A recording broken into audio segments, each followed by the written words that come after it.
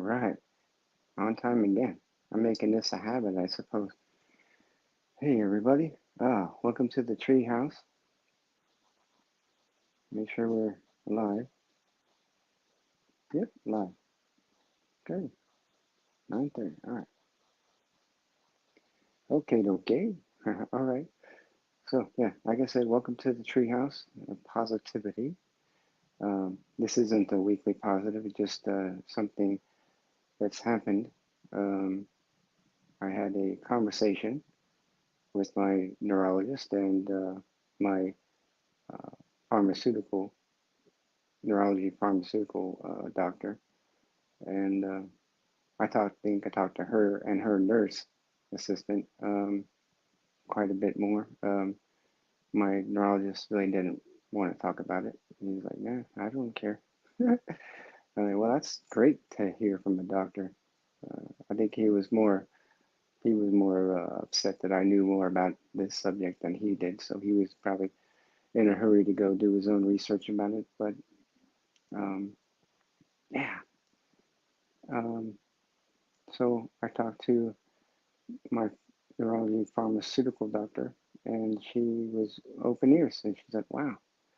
And I was like, "How the hell is it possible for a doctor to go through school, and learn about the brain and the nervous system, and never hear about the ancient wisdom that's even written in the inside of the pyramids?"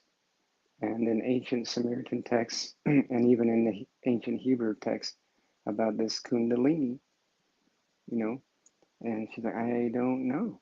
And so say, well, what is it? And I told her, and she's like, well, we know about this fluid, but we didn't, uh, we don't talk about it as a spiritual, a spiritual cleansing to these chakras and all this other stuff. And okay, so they know about the cycle of this fluid, but they don't call it that. They don't call it a kundalini. They call it something else. And as far as they are concerned, the pineal gland doesn't exist either. What? What? I'm blind, and I know it. I know it exists, not just because of people who explain it on YouTube or on but it's known to exist. And Eastern medicine has kind of come into Western culture, and it's understood that there's something in the brain that's connected to our conscience, and conscience being our spirit, our soul, or whatever. So that's where all this stuff is like at a dead end in Western medicine, because they don't understand it, because they don't go into themselves to research, their feeling and their basic human instinct. So I'm like, all right, well, I explained um, what the Kundalini syndrome is from how I understand it, and I said all these symptoms I've had for the last 11 years um, line up, with my near-death experience, and near-death experiences being the most common awakening of this intense, you know. But you say, wait. So they're trying to tell you that these fluids only move when you have an awakening or whatever? No, no, no. They everybody everybody has a kundalini, right? But we're awakened to it, through traumatic experiences, or um, through yoga and through Reiki, or through whatever, however it happens, it happens. But not everybody is aware of it, and that's the scary crap. Is when these, it's like having the chicken pox, and people are like, oh, those are just pimples, they'll go away. Well, but pimples aren't supposed to itch like crazy, and you know, well, here's some medicine, it'll go away. That's not the end. Well, what is it? Oh, it's just acne. Well, acne doesn't itch like this. It's just like a circle of ignorance. And that's truly what it comes down to. And if you look in the history books and you look in the ancient science and you look into, uh, you know, even biblical texts and everywhere you look, even in modern today, you know, they hide the truth.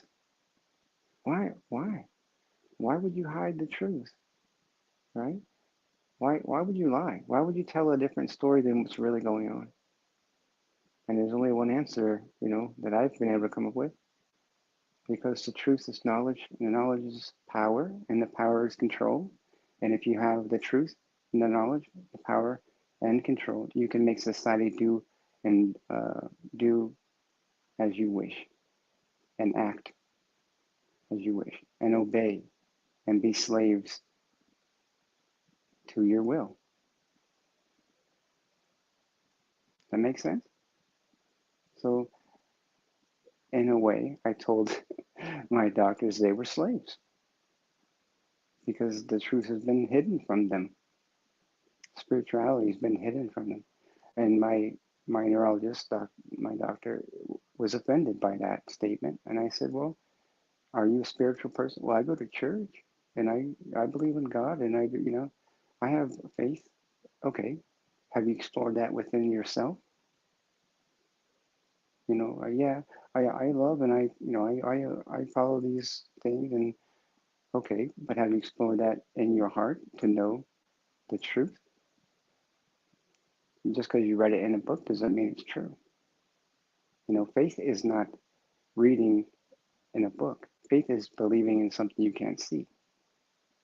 You can't, your senses have no idea but what if you read something in a book and then all of a sudden you had a dream about it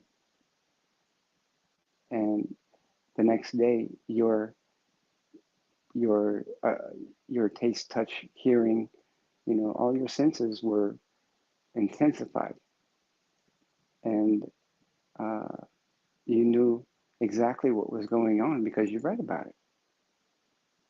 Your spiritual self became awakened, right?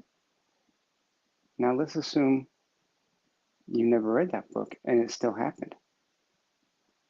It would scare the crap out of you because you didn't know your anything about a spiritual self and you didn't know it was awakened and you didn't know the connection, the bridge to your ego or your body, yourself uh, was was the bridge was built to connect your soul to your body, even though it always is from the day you're born. And so is the Kundalini. But the Kundalini is the antenna, uh, the link, and the cycles everybody has is just normal. It's just routine, blah blah blah. But then one day something rattles it, and an explosion happens. You know, whether you feel the explosion or not, but something's changed. It's not normal. It's not the same, and nobody can tell you what's happening. And then one day, 11 years later, you come across something, you're like, hey, wait a minute, I have this symptom, I have that symptom. Okay, yeah, what is this? And then blammo, you're you're you're on fire again, and spirituality, religion, whatever makes more sense because you're included in it now. You're not special, you're not dying, you don't have a disease that's incurable, you're not having these anxiety attacks and panic attacks and body, uncontrollable body movements because you're uh, you're sick. You know, it's because you're having an experience, and an experience that you're having, you're fighting it because it scares you, because you don't know about it. You know, and it makes the whole experience more intense than it should be because you're fighting it. It stresses you out, it gives you anxiety, it gives you your fear and worry and just makes it intolerable. You know, and this would explain a lot to me, anyways, why some people have these experiences and not be aware of what's going on, and they just say, I can't handle this anymore. I got to get out of here, and they hang it up, for no reason. And you hear about that on the news all the time. Some some person who had a good life, and uh, maybe they were famous, maybe they weren't, maybe they just had a good family, good job, went to church, went to work on, had a good, whatever, and then one day they killed themselves. Why? Because something was going on with them, and they didn't know what it was, and it scared them. They thought they were sick. They thought they had some disease or something that never been revealed, some weird thing, and they didn't want their families to have to take care of them for the rest of their life. So they said, well, I'll make it easy on them. I'll just end my life, and they won't have to worry about me anymore. And that that's some scary stuff. Um, so why wouldn't um, ancient wisdom, you know, uh, be researched and given to doctors who, in fact, would have patients come to them because of these symptoms, and then they can say, all right, well, um, patient so and so, maybe because of the symptoms that you're having, we've narrowed down. It's not that your brain's messed up. It's not that your spine, is messed up. It's not that your body is going crazy or you have a disease or something. It's it's a spiritual thing. And doctors aren't supposed to be spiritual? Whoever made that rule? They believe in science. Science came from somewhere, right? And the more they dig and they you know investigate science, electrons, neutrons, atoms, um, the more and it led them to quantum, right? Quantum, and that scared the shit out of Einstein. He called it spooky, right? The spooky science, spooky. So if if they're not able to be maybe not taught, but to be aware of a spiritual and biological connection, right? Then it's hidden from them too, and they should be upset about it. I would be if I went to school and spent all this money on you know education and to learn, and then they just give me the rough draft, and that's it. That's all I'm allowed to know. You can learn you can learn this much, but you can't go past this. You can't go into spiritual stuff because that's creepy, right? It's not real. It's science isn't has nothing to do with spiritual stuff. Spiritual is just make believe, right? That's what that's what they tell these doctors. Spirituality is just a make believe thing to keep people hostage, and no, it's the other way around. The lack of knowledge is what keep people ignorant. Even if it's make believe, let me know. Let me make my own mind. Let me decide on my own, but give me the information, right? That's why we don't lie to children about real things. We lie to them about uh, good things that are made up because Santa Claus doesn't like bad boys and girls, so he doesn't bring them good presents and that the Easter Bunny and all the other BS things we tell kids, but we do it for a reason because we care about them. We want them to be the best they can be. But it's a selfish thing too because you don't want your kids being so annoying and aggravating that you want to pull your hair out and have to smack them around all the time. So we make up these things, since well before anybody was on this planet was born to to manipulate the children so they, so we can always, well, Santa Claus is watching you. Well, so is God. And that should be the only thing you tell children because that's real. God is, well, Yahweh, whatever. I I don't want to call the Creator God anymore because it's just a title like Mr. or Mrs. But Yahweh is real and has been real, but it's been hidden from us. And even when you go to church, they don't tell you everything. They don't tell you who you are, why you're here, what your soul's purpose, that this isn't the only life you live, that the other side is real.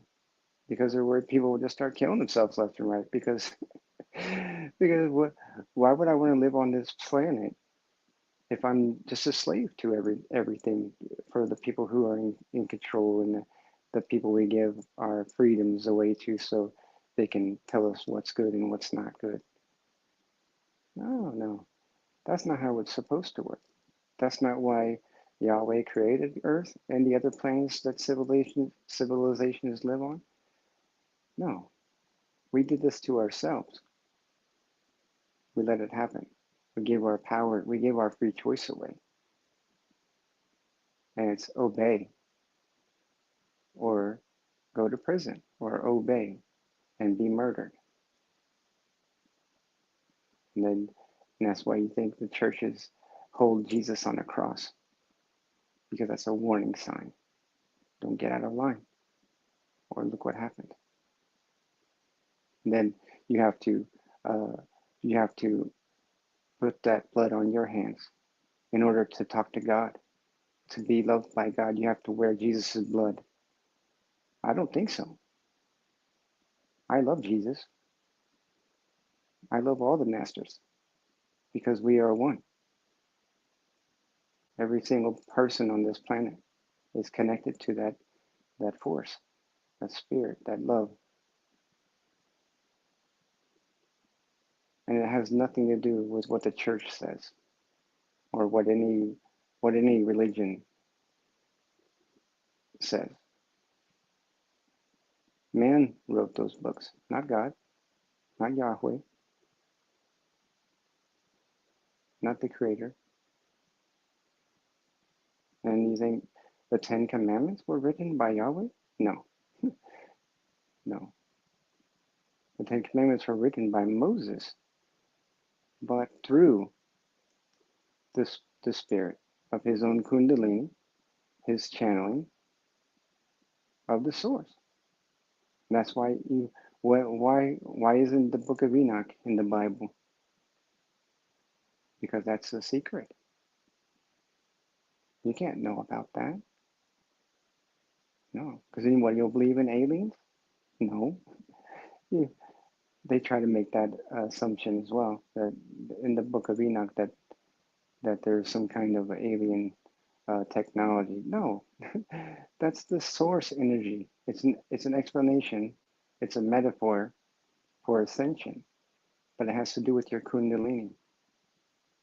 Like I was talking to a new friend, and she was telling me about the uh, the flower of life. Yeah, that has to do with your Kundalini too. Everybody has it. It's your source. It's your energy. It's your spiritual connection, and that's all it is. And sometimes it gets activated and becomes more fierce, whether you want it to or not. But if you at least know about it, it's not so scary, and you can enjoy it, and you can harness the energy of it, and you can understand and get answers from it. Otherwise, it terrifies you and it scares everyone around you. And that's when the light bulb went up in my head is with the when the priests used to come do exorcists and that kind of thing. They made movies about it because people were having these intense um, Kundalini awakenings where your regular biological function gets alternated because your DNA's been activated. Your dead DNA, whatever they want to call it, your useless DNA, is becoming activated, and it triggers this Kundalini deal where it's so intense, but they don't know about it because they're practicing Catholic religions, and they don't teach that in the church about Kundalini. You have to go towards an Eastern medicine. And if in the last years when Jesus, between the ages of 12 and 30, disappeared, right? There's no history in the Bible about his journeys as a child. We know he went to England. We know he went to uh, Egypt. We know he went to India. We know he went to all these other places, probably China or Tibet, or, because he was trying to find not answers, but he was trying to find people like him with a gift, a spiritual gift. Um, was he born from the seed of God? Yeah, because we all are. Did he have special gifts that nobody else did? Yeah, because his Kundalini was activated at a young age, and he knew about it. So you have all these people who want to activate it on purpose, which is possible, I suppose. I don't. I hear about these people who had an activation because they meditated or they did yoga or Reiki or these other things. But um, sometimes it's just spontaneous. You can just be driving down the car, going to drop your kids off at a baseball game or practice or whatever, or taking your kid to a party or something, and then bam, you know, your whole body goes numb, and you get ringing in your ears, and your head, the top of your head feels like it's gonna catch on fire, and then you have to pull over and get something to drink, you know, and then when you get home and you're laying in bed, your body starts to vibrate, and it's so intense, you know, almost like your skin's gonna melt, or something weird, and you know maybe you start to meditate if you even know what that means. Because I didn't know about meditation when this first happened to me. I didn't know anything about Eastern religion other than what I read about Muhammad. You know, I didn't really understand the Torah. I didn't understand Buddhist religion. I mean, I know it was more elemental, because Buddha knew everything had life, but I didn't understand uh, his teaching, I guess, because it seemed so cryptic. It seemed so undefined. Unless you knew that way of life, you wouldn't understand the teaching. That's why I really didn't pay much attention to it, because at least when Jesus spoke in parable, it made sense to what he was referring to. In life, if you judge someone for their basic way of life to survive, then you're no better than them. You may be worse because you're judging for someone for something you don't understand. Now, and then when somebody casts the first stone, right, they should be clean from any sin, from ever thinking bad thoughts. And there's nobody on this planet, or has there ever been anyone on this planet, who's never had a bad thought against somebody else, whether that's envy or jealousy or just ignorance. You know, I've had people who didn't really like me. They never even met me before. They just heard something.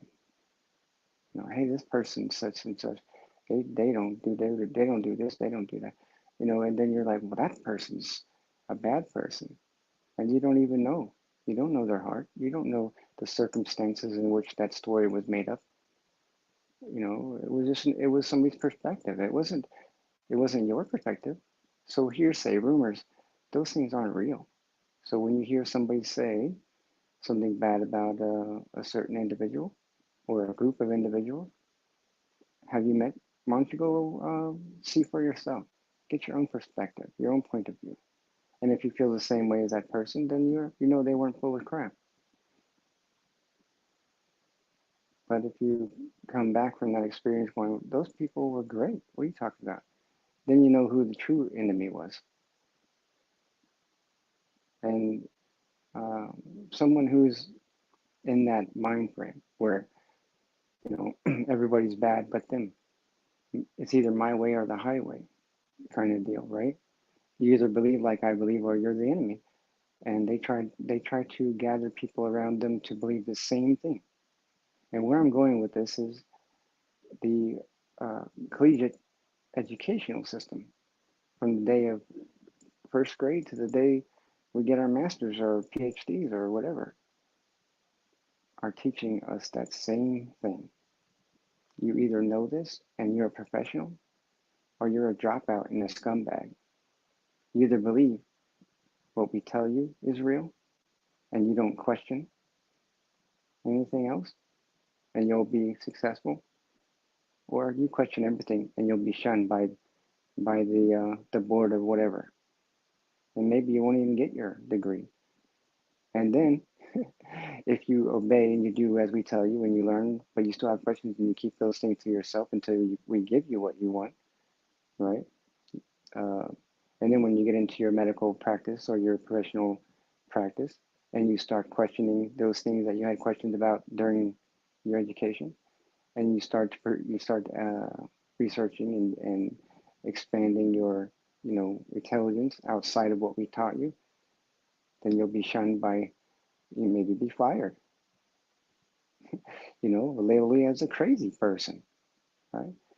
So when I hear someone say that they were a psychologist for however many years and they had to quit their job because they found out about a spiritual connection, and it really hurts my inner being, because how many people they could have helped now that they're on this track in life where they understand what's going on. Now they don't have a practice to be an example for other practitioners, to help people to break away from the bonds and shackles of this hidden information, purposely hidden information. So this is my rant on why neurologists and medical doctors and um, either don't know this knowledge, or they know it but they don't share it, even when their patients are freaking out because they're not allowed to, because their careers would be in jeopardy. They were spouting off about Kundalini awakenings and syndromes and whatever else, that the spiritual connection is stronger than you can imagine, and this is the way for your body to accept that energy, the level up, the ascension, the they want to call it a quantum dimension upgrade or whatever. All to me it is it's a way for your body to understand that there's something um, on the other side of materialism that is connected to your your being, something unknown. It's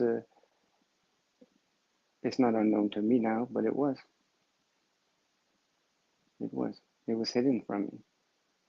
So it's like the thing that they tell you doesn't exist, and then it smacks you in the face and says, "Here I am."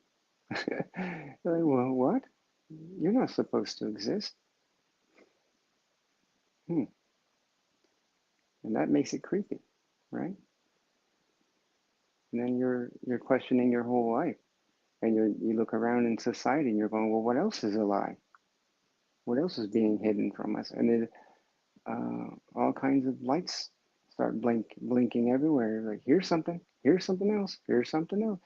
And you're like, what the? So my whole life is, I've been lied to my whole life about everything, pretty much,